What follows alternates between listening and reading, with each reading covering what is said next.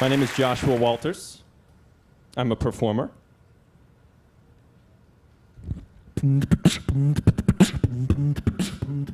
Whoop.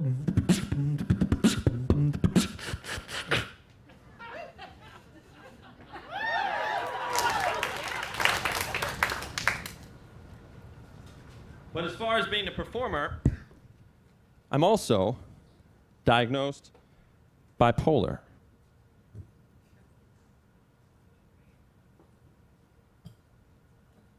I reframe that as a positive because the crazier I get on stage, the more entertaining I become. When I was 16 in San Francisco, I had my breakthrough manic episode in which I thought I was Jesus Christ. Maybe you thought that was, scary, but actually, there's no amount of drugs you can take that can get you as high as if you think you're Jesus Christ. I was sent to a place, a psych ward. And in the psych ward, everyone is doing their own one-man show.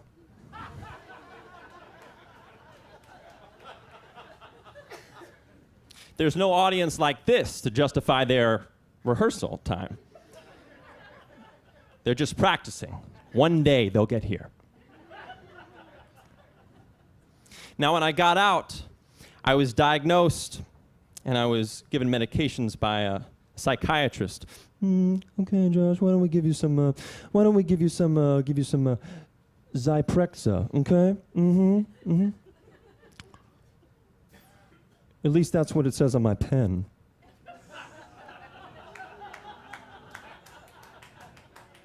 Some of you are in the field, I can see.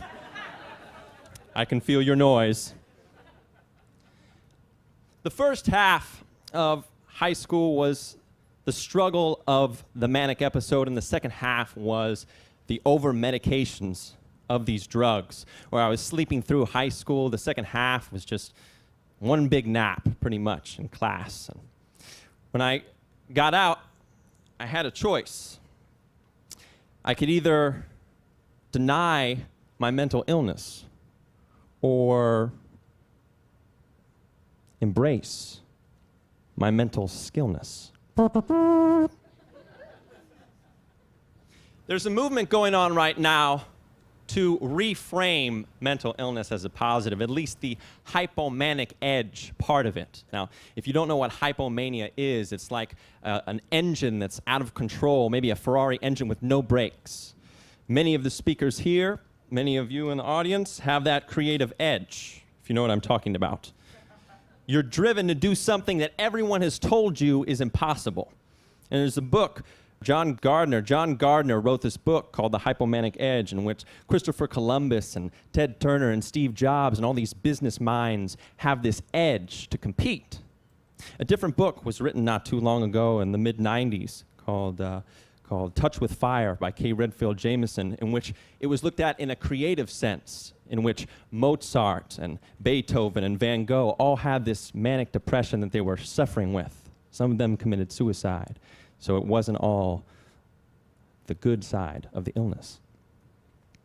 Now, recently, there's been development in this field, and there was an article written in the New York Times, September 2010, that stated, it's just manic enough.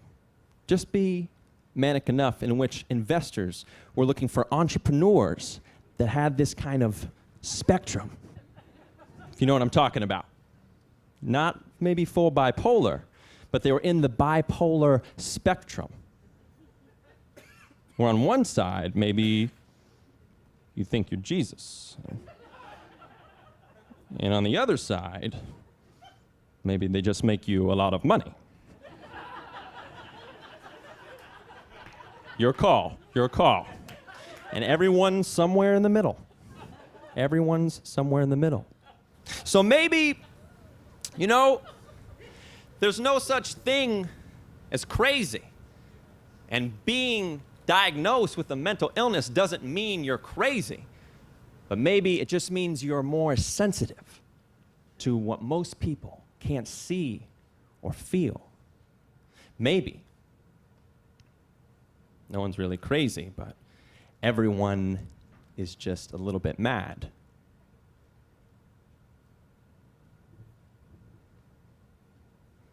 How much depends on where you fall on the spectrum. How much depends on how lucky you are. Thank you.